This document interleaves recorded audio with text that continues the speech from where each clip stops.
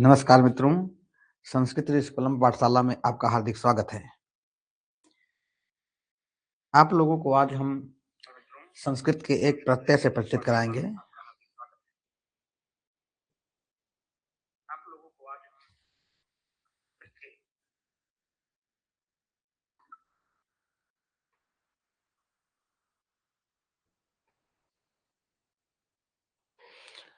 संस्कृत के एक प्रत्यय से आज हम परिचित कराएँगे और संस्कृत के प्रत्यय से परिचित कराने से पहले हम प्रत्यय के बारे में कुछ बताएँगे। और इस क्लास में हम आपको बताएँगे कि संस्कृत के जो प्रत्यय होते हैं वो कठिन लगते हैं, ऐसा लोगों का कहना है। लेकिन कठिन क्यों लगते हैं, उसका भी आज कारण बताएँगे। कारण एवं निवारण दोनों हम आपको बताएँगे। जब हम हिंदी में प्रत्यय पढ़ते हैं तो बड़े आसान लगते हैं और जब हिंदी की अपेक्षा संस्कृत में पढ़ते हैं तो बहुत कठिन लगने लगते हैं। इसका कारण ये जो हिंदी के आसान प्रत्यय हैं, यही है। अर्थात हिंदी के आसान प्रत्ययों को जो हम पढ़ते हैं, यही कारण है कि संस्कृत के प्रत्यय कठिन लगने लगते हैं। अब हम कठिनाई का कारण बताते हैं।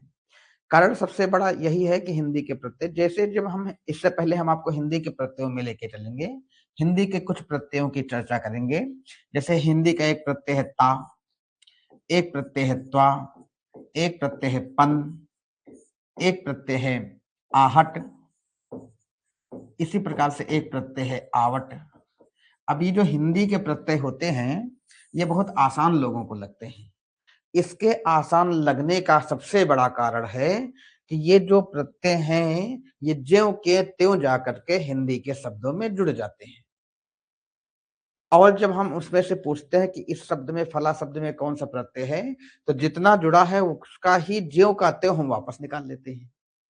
यही आसान लगने का कारण है। जैसे ये एक ता प्रत्यय है, इसकी चर्चा करते हैं। अब सज्जन शब्द है और सज्जन शब्द में जब हम हिंदी का ता प्रत्यय जोड़ते हैं ऐसे, तो ये पूरा शब्द तैयार हो जाता है सज्जनता।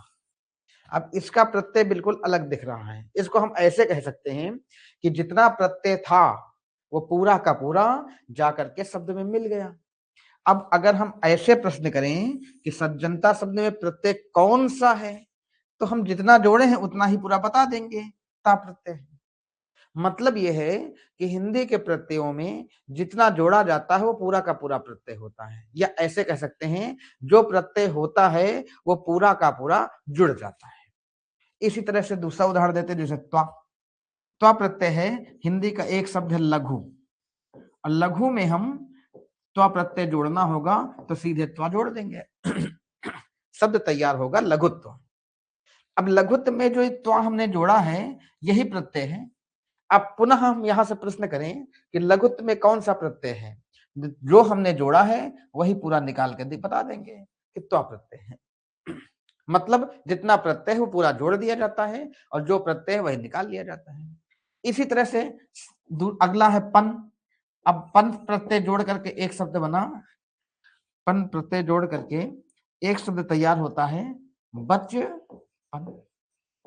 अब इसमें देखो पन दिख रहा है, अलग से दिख रहा है, यही पन प्रत्यय है, यही पन प्रत्यय। इसी तरह आहट है, शब्द तैयार हो जाता है घबराहट, इसमें देखो आहट प्रत्यय है।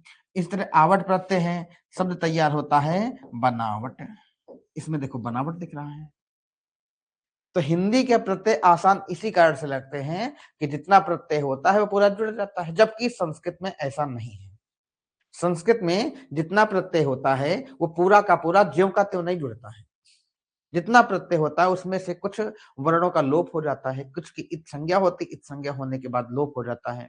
उसमें भी संस्कृत के प्रत्ययों में कुछ ऐसे प्रत्यय हैं जिनके प्रारंभिक अक्षर का वर्ण का इत संज्ञा करके लोप कर दिया जाता है। कुछ ऐसे प्रत्यय हैं जिसमें अंतिम वर्ण की इत संज्ञा करके लोप कर दिया जाता है। कुछ में आगे और पीछे मतलब प्रथम और अंतिम दोनों वर्णों की इत संज्ञा करके लोप कर दिया जाता है। शेष जो बचता है वही जोड़ा जाता है। इसी कारण से संस्कृत के प्रत्यय कठिन लगने लगते हैं। अब हिंदी और संस्कृत के प्रत्ययों में जब तुलना करेंगे तो ये सबसे बड़ा अंतर आपको देखने को मिलेगा। हिंदी का प्रत्यय ज्यों का त्यों पूरा का पूरा जुड़ जाता है, जबकि संस्कृत का प्रत्यय ज्यों का त्यों पूरा का पूरा नहीं जुड़ता है। उसमें से कुछ वर्णों का लोप हो जाता है, और वर्णों का लोप क्यों होता है ये भी किसी न किसी कारण से ही किया गया है। ताकि हमको गुण करना है, वृद्धि करना है, तो हम वर्ण के लोप से ही जान जाएंगे कि किसका गुण होना है, किसकी वृद्धि होनी, कौन सा शब्द तैयार कैसे होगा, कौन सी मात्रा लगेगी। इस कारण से वर्णों का लोप होता है, क्योंकि महर्षि पाणिनि ने जो भी प्रक्रियाएं की हैं वो बहुत ही सोच समझ के की है, बहुत ही वैज्ञानिकता के साथ किया है। तो हम यही बताने वाले थे कि पहले कि हिंदी के प्रत्यय आसान और संस्कृत के प्रत्यय कठिन क्यों लगते हैं, क्योंकि हिंदी के प्रत्यय ज्यों कहते हो पूरे जुड़ते हैं और पूरे निकलते हैं, जबकि संस्कृत के प्रत्यय ज्यों कहते हो पूरे नहीं जुड़ते हैं, उसमें कुछ से कुछ वर्णों का लोप कर दिया जाता है, शेष को जोड़ा जाता है। इसका भी उदाहरण देते हैं। जैसे अब आइए संस्कृत के प्रत्यय की ओर चलते हैं। जैसे एक संस्कृत का प्रत्यय, जैसे एक प्रत्यय है क्त्वा। क्या प्रत्यय है? क्त्वा। प्रत्यय का नाम है क्त्वा, लेकिन जब कभी ये जोड़ा जाएगा तो पूरा क्त्वा नहीं जोड़ा जाएगा, केवल त्वा जोड़ा जाएगा, इतना। और ये जो का है इसका लोप कर दिया जाएगा, इत संज्ञा हो जाएगी, लोप हो जाएगा। शेष क्या बचेगा? त्वा। जुड़ेगा क्या? त्वा। जुड़ेगा त्वा, और नाम क्या बताना है? क्त्वा। आधा का और त्वा। जहां अब उदाहरण इसका देखिए, जैसे शब्द लिखा हुआ है पठित्वा। अब पठित्व में देखिए शब्द धातु जो है वो पठ है और जुड़ा क्या है? त्वा। लेकिन अगर यहां पूछा जाए पठित्व में कौन सा प्रत्यय है, तो हमको त्वा नहीं बताना, हिंदी जैसे कि जितना जुड़ा है उतना बता दे, इतना नहीं बताना है, बल्कि प्रत्यय का जो नाम है वो बताना है। इसी तरह से दूसरा शब्द देते हैं, जैसे दिया हुआ है हसित्व। हसित्व। अब हसित्व में देखिए त्वा जुड़ा हुआ है, जुड़ा है त्वा। इसका मतलब ये नहीं कि त्वा प्रत्यय है, प्रत्यय का नाम क्या होगा? त्वा प्रत्यय। तो जुड़ता है त्वा, प्रत्यय होता है त्वा। इसी तरह से एक और दूसरा उदाहरण देते हैं। एक प्रत्यय संस्कृत का है अनियर प्रत्यय। कौन सा प्रत्यय है? अनियर। नाम है अनियर, लेकिन अनियर पूरा नहीं जुड़ता है। जुड़ता कितना है इसमें से? जुड़ता है केवल अनीय, जुड़ता है अनीय, और नाम होगा क्या? अनीय। जोड़ना है अनीय, प्रत्यय का नाम क्या बताना है? अनीय। उदाहरण देखिए, जैसे शब्द लिखा हुआ है पठ नीय। अब इसमें ठा में छोटा आम, यहां पर छोटा आ और नीय, अनी हो गया। जैसे गम नीय।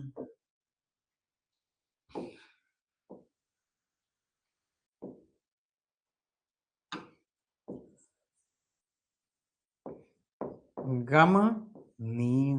अब यहां जुड़ा क्या है? नीय। माँ में आ है और नीय, अनीय जुड़ा है, लेकिन प्रत्यय कौन सा बताना है? अनीयर। प्रत्यय कौन सा बताना है? अनीयर। अब देखिए ये अंतर संस्कृत में आ रहा, हिंदी में जितना था वो पूरा का पूरा जोड़ा जा रहा था, जबकि संस्कृत में जितना है वो पूरा का पूरा नहीं जोड़ा जा रहा है, उसमें से किसी न किसी वर्ण का लोप हो जा रहा है। यहां देखिए इस प्रत्यय के प्रारंभिक प्रथम वर्ण का लोप हो रहा है इत संज्ञा होकर, और यहाँ पर इस प्रत्यय के अंतिम वर्ण के इत संज्ञा होकर लोप हो रहा है। कुछ प्रत्यय ऐसे होंगे जहां पर आपको प्रथम और अंतिम दोनों वर्णों की इत संज्ञा करके लोप हो जाएगा, फिर जोड़ा जाएगा, ऐसा देखने को मिलेगा। यही दोनों में अंतर होता है। तो इस तरह से अगर आप अब करना क्या, कैसे पहचानेंगे संस्कृत को, आसान कैसे बनाएंगे प्रत्ययों को, तो आसान ऐसे बनाना है कि जैसे हिंदी में जितना प्रत्यय है उतना जोड़ते, उतना निकालते, उतना बताते हैं, ऐसे ही संस्कृत में जितना प्रत्यय उतना जोड़ना, उतना निकालना, उतना नहीं बताना है। बस आपको ये तारतम्य बैठाना है कि किस प्रत्यय में कितना अंश जोड़ा जाता है, और कितने अंश को जोड़ने पहचानने के बाद हम कौन सा प्रत्यय बताएंगे। ये अब उदाहरण के तौर पर जैसे क्त्वा प्रत्यय में क्या जोड़ा गया? त्वा, और प्रत्यय का नाम क्या है? क्त्वा। तो अब आपको यह दिमाग में बैठा लेना है कि जिन जिन शब्दों के अंत में त्वा जुड़ा होगा उनको हम क्त्वा प्रत्यय का उदाहरण मानेंगे। मानेंगे क्या? बताएंगे, वही होगा ही। और क्त्वा प्रत्यय जब किसी शब्द में या धातु में जोड़ा जाएगा, सॉरी धातु में जब जोड़ा जाएगा तो उसमें जुड़ेगा त्वा। त्वा और क्त्वा इसमें तारतम्य बैठाइए, इसमें संबंध बनाइए। जहां जहां त्वा मिलेगा वहां वहां हमको क्त्वा बताना है। बस ये भी आसान हो गया। जैसे हिंदी में आप कहते थे ता, तो ता होता था, ता बता देते थे, लेकिन यहाँ ऐसा नहीं, त्वा होगा, क्त्वा बताएंगे। ऐसे ही अनियर में आपको यह तारतम्य बैठाना है कि अनीय शब्द जहां जहां मिलेगा वहां अनियर प्रत्यय होगा, मतलब अनियर प्रत्यय में अनीय जुड़ता है। तो अब जिन जिन शब्दों के अंत में अनीय आपको देखने को मिल जाए, आप सीधे बता दीजिए कि वहां पर अनियर प्रत्यय हुआ है। अनियर प्रत्यय को लगा करके ही शब्द बनाया गया है। या ऐसे समझ लीजिए कि अनियर प्रत्यय जब जोड़ा जाता है तो शब्द के अंत में अनीय दिखता है, तो अनीय और अनियर में तारतम्य बैठा है। इसी तरह से लेप प्रत्यय है, इसी तरह से ताक, तवतु, सत्री, साध, चढ़ोल, लिप्ट, यत, त्रिच, तमाम प्रत्यय हैं, कृत्रिम प्रत्यय हैं। इन सारे प्रत्ययों में यही आपको ध्यान रखना, संस्कृत के सारे प्रत्यय ऐसे हैं कि जुड़ता है कुछ अलग शब्दांश और प्रत्यय का नाम कुछ अलग होता है। ये आपको दिमाग में बिठाल करके चलना है, बस प्रत्यय संस्कृत के भी आसान हो जाएंगे। समझ पाए? तो हिंदी के प्रत्यय और संस्कृत के प्रत्ययों में यही अंतर है कि हिंदी के जितना प्रत्यय होता है वो पूरा का पूरा जोड़ा जाता है, उतना ही बताया जाता है, उतना ही बोला जाता है, उतना ही समझा जाता है। लेकिन संस्कृत में प्रत्यय का नाम जो होता है वो कभी पूरा नहीं जुड़ता है, उसमें से किसी न किसी वर्ण का लोप हो जाता है। इसलिए जितना जुड़ता है और प्रत्यय का नाम जो है, इन दोनों में आपको तारतम्य बिठाल के चलना है। अब आज हम आप लोगों को दो प्रत्ययों के बारे में बताएंगे। एक का नाम है क्त्वा प्रत्यय और दूसरे का नाम है लेप प्रत्यय। क्त्वा और लेप प्रत्यय की चर्चा करेंगे, ठीक है। अब क्त्वा और लेप प्रत्यय पढ़ाने के लिए हमको नए पेज की आवश्यकता होगी। एक प्रत्यय का नाम है क्त्वा और इनको दोनों को साथ ही साथ बताएंगे आपको। एक क्त्वा हो गया और इधर हो गया लेप प्रत्यय। देखिए हम आपको प्रत्यय विधिवत समझाएंगे, विधिवत पढ़ाएंगे, लेकिन सूत्रों के माध्यम से नहीं, क्योंकि कंपटीशन लेवल पे आप तैयारी कर रहे हैं, सीटेट और सुपर टेट के लिए तैयारी हो रही है, आपकी यूपी टेट के लिए तैयारी हो रही है, तो इसमें हम आपको सूत्रों के माध्यम से नहीं पढ़ाएंगे, क्योंकि जहां से प्रश्न बनता है वही हम आपको बताने की कोशिश करेंगे।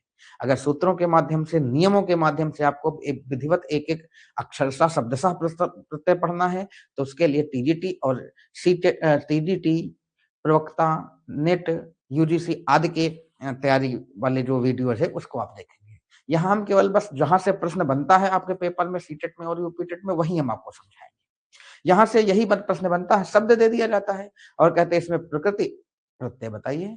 प्रकृति प्रत्यय क्या होता है? प्रत्यय तो आप जान रहे हैं, जिन शब्दांशों को जोड़ते हैं वो प्रत्यय कहलाते हैं। प्रकृति क्या होता है? प्रकृति का मतलब जिसमें जोड़ा जाता है, मतलब जिस शब्द या जिस धातु में हम कोई प्रत्यय जोड़ते हैं, उस शब्द या उस धातु को प्रकृति कहते हैं। जैसे उदाहरण के तौर पर पहले हम प्रकृति प्रत्यय आपको बता देते हैं। जैसे पठनीय शब्द है, अब पठनीय शब्द दो शब्दों से मिलकर बना, दो शब्द का मतलब एक धातु और एक प्रत्यय से मिलकर बना है। धातु का नाम है पठ और प्रत्यय का नाम है अनियर, अभी हमने आपको समझाया है। धातु का नाम है पठ और प्रत्यय का नाम है अनियर। तो ये जो अनियर है ये तो प्रत्यय हो गया। अब ये प्रत्यय किसमें जुड़ा है? पठ नाम की धातु में। तो ये जो पठ नाम की धातु हो गई, ये हो गया प्रकृति। इसको क्या कहेंगे हम? इसको कहेंगे प्रकृति, इसको कहते हैं प्रकृति। और ये जो अनियर जोड़ा गया है इसको हम कहते हैं प्रत्यय। यही यहां से प्रश्न बहुत बनता है, बहुत बार आया है, फला शब्द में प्रकृति प्रत्यय बताइए, इस शब्द में प्रकृति प्रत्यय कौन सा है? तो प्रकृति, अगर आप प्रत्यय मूल शब्द से प्रत्यय हटा देते तो जो बचेगा वो प्रकृति हो जाएगी। प्रकृति धातु भी हो सकते हैं, प्रातिपदिक शब्द भी हो सकते हैं। तद्धित प्रत्यय लगा होगा तो प्रातिपदिक शब्द होंगे, कृत प्रत्यय लगा होगा तो धातुएं होंगे। हालांकि ये जो दोनों प्रत्यय हैं ये कृत प्रत्यय हैं, तो ये धातुओं में जुड़ते हैं, ठीक है। तो इस तरह से यहाँ से बहुत ज्यादा प्रश्न बनता है, तो हम आपको वही समझाने का प्रयास करेंगे जहां से प्रश्न बनते हैं। हम खाली प्रकृति और प्रत्यय समझाने का प्रयास करेंगे कि किसी शब्द में लगे हुए प्रत्यय को कैसे पहचानेंगे। प्रत्यय हटा दो, शेष जो बचेगा वो प्रकृति हो जाएगा। तो प्रत्यय पहचानने के बारे में बताएंगे, ट्रिक के माध्यम से बताएंगे, सूत्रों के माध्यम से नहीं समझाएंगे। सूत्रों के माध्यम से समझाने के लिए फिर और उसकी आपको आवश्यकता नहीं है। उसके लिए टीजीटी, पीजीटी, नेट, जीआरएफ आदि की जो तैयारी करते हैं उनके लिए उनकी आवश्यकता होती है। तो अभी हम आपको यहाँ पर ट्रिक के माध्यम से केवल प्रत्यय पहचानना, प्रत्यय के बारे में परिचित कराएंगे बस, ठीक है। आइए चलते हैं वहां।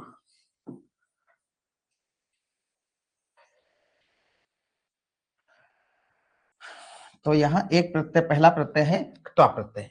क्त्वा प्रत्यय जो होता है, देखिए इन दोनों में अंतर क्या है? ये दोनों प्रत्यय एक ही चीज के लिए लगाए जाते हैं, एक ही काम इन दोनों का है। ये दोनों का काम क्या है?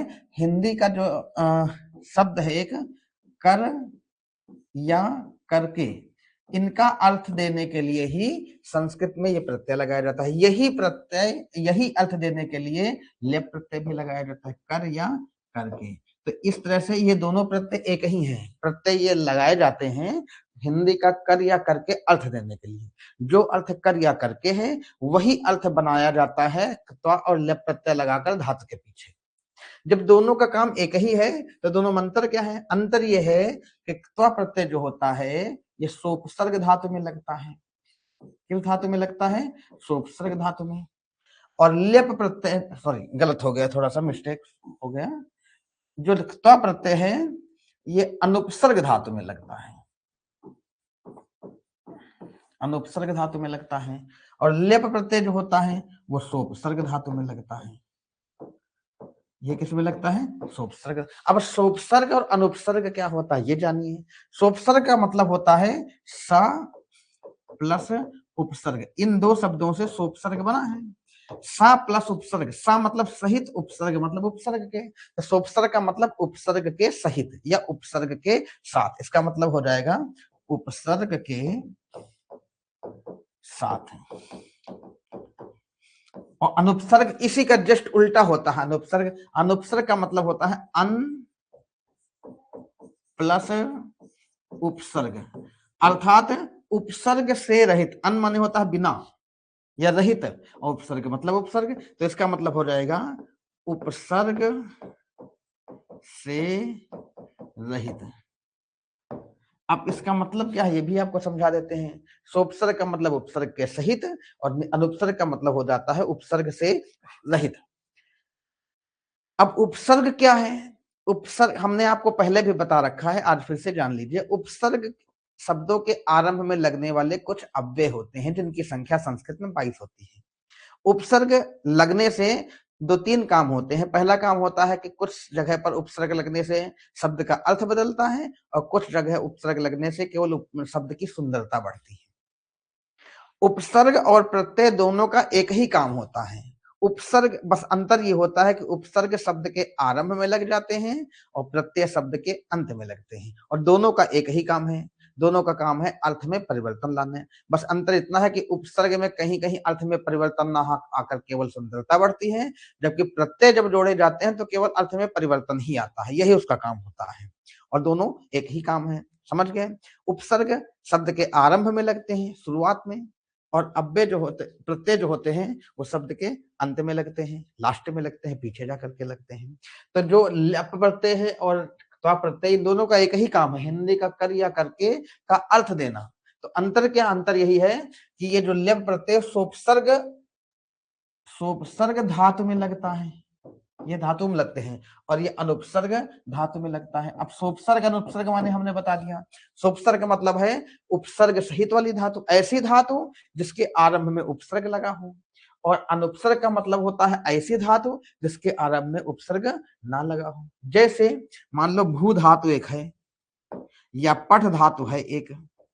अब ये दोनों धातुएं हैं, देखिए इसके आरंभ में कोई भी उपसर्ग नहीं लगा, हम मूल धातुएं लिखी हैं बस।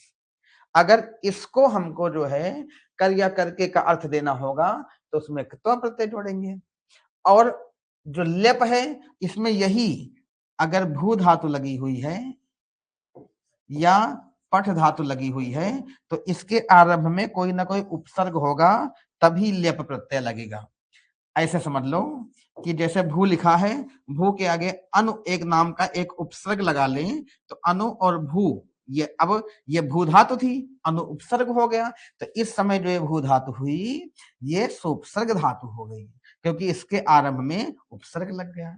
और अभी तक पठ अनुपसर्ग धातु है, और जैसे ही अनु नाम का उपसर्ग लगा दे, हम केवल अनु नाम का उपसर्ग लगाते हैं, इसमें 22 उपसर्ग होते हैं, प्रा परा अप सम अनु अव निस निर दुस दुर वि आंग नि अधि अपि अति सु उत अभिप्रति परि उप, इनमें से कोई भी लगा सकते हो, जो जहां सेट हो रहा है उसको लगाइए।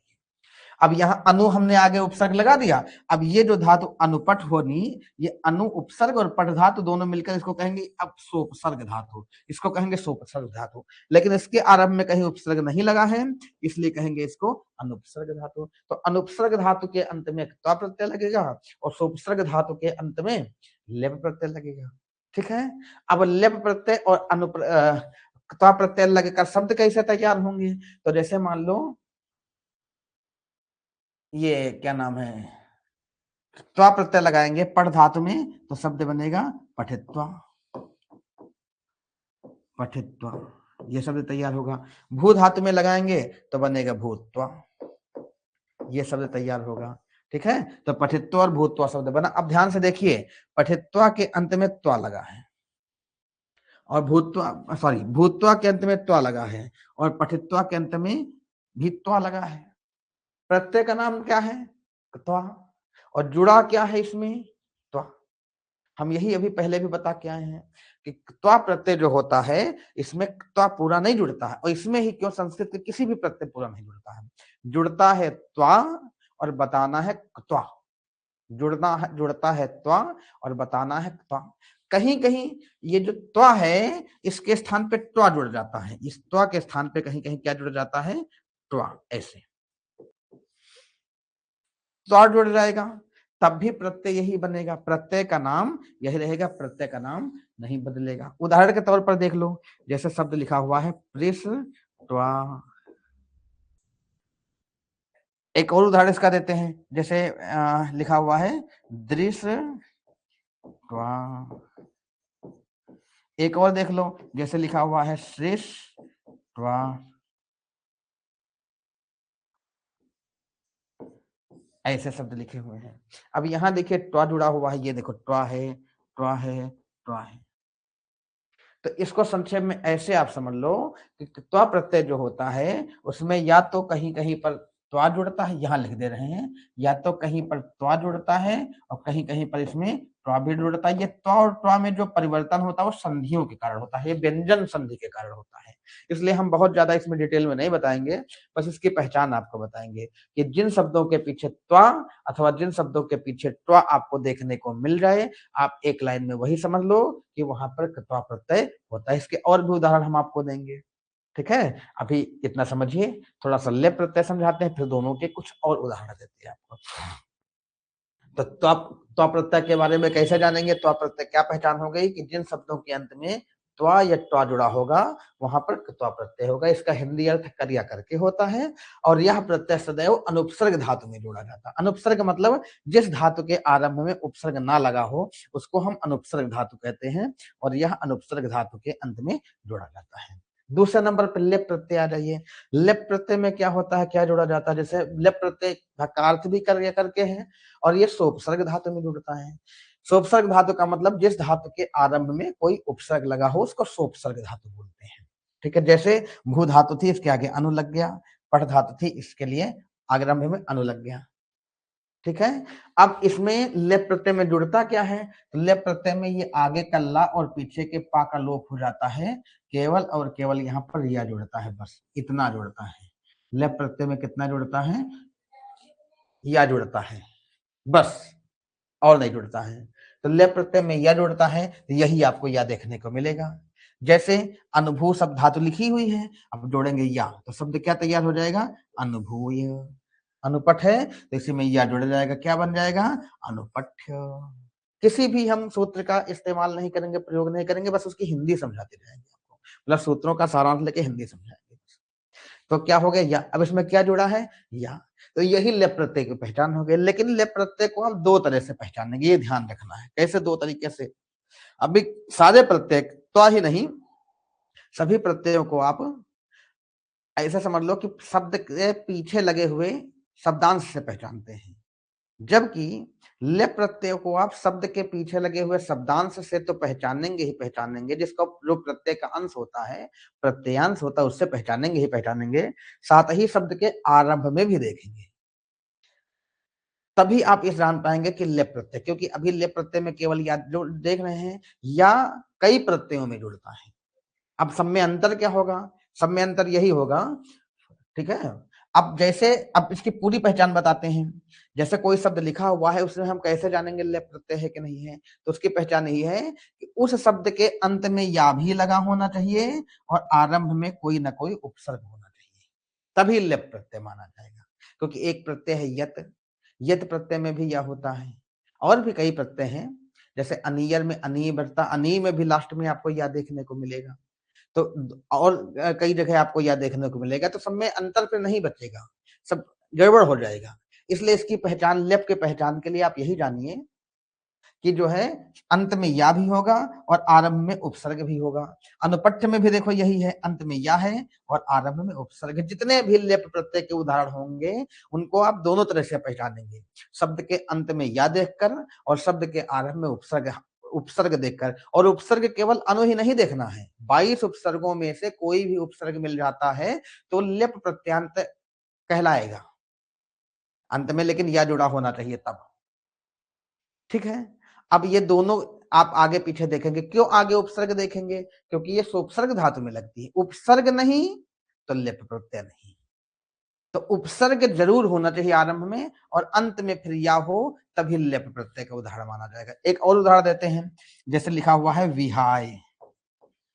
अब विहाय को ध्यान से देखिए, विहाय में आरंभ में वी है, अंत में या है। वी उपसर्ग है और या प्रत्यय का लगा हुआ है। ठीक है, तो इस तरह से आगे पीछे या है और आगे उपसर्ग लगा हुआ है, ये लेप प्रत्यय का उदाहरण होगा। तो लेप प्रत्यय की पहचान क्या है? आगे उपसर्ग पीछे या, लेप है। और त्वा प्रत्यय की पहचान क्या है? त्वा प्रत्यय के केवल पीछे देखना है, त्वा और त्वा में से कोई भी प्रत्ययांश देखने को मिल जाए तो त्वा प्रत्यय का उदाहरण माना जाएगा। ठीक है, तो इन दोनों प्रत्ययों को आप इन शब्दांश के माध्यम से जान सकते हो। आइए त्वा प्रत्यय के कुछ अन्य भी उदाहरण आपको देते हैं, जैसे हसित्वा, ये त्वा प्रत्यय के उदाहरण हैं। जैसे गत्वा, जैसे नत्वा, जैसे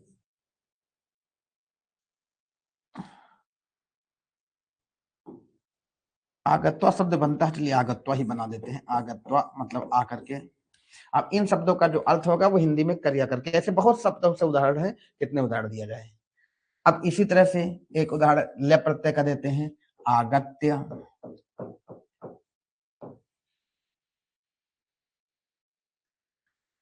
निरागत्य, निरागम्य। इस तरह से देखिए, आगे उपसर्ग है पीछे या है, आगे उपसर्ग है पीछे या है, तो जहां ऐसा होता है आगे उपसर्ग हो पीछे या, वहां लेप प्रत्यय होता है। तो आज हमने आपको प्रत्ययों के बारे में बताया कि संस्कृत के प्रत्यय कठिन क्यों लगते हैं, हिंदी के प्रत्यय सरल क्यों लगते हैं, और दो प्रत्ययों की मैंने चर्चा की। तो आज की क्लास यहीं तक, पुनः मिलते हैं अगली क्लास में, तब तक के लिए धन्यवाद।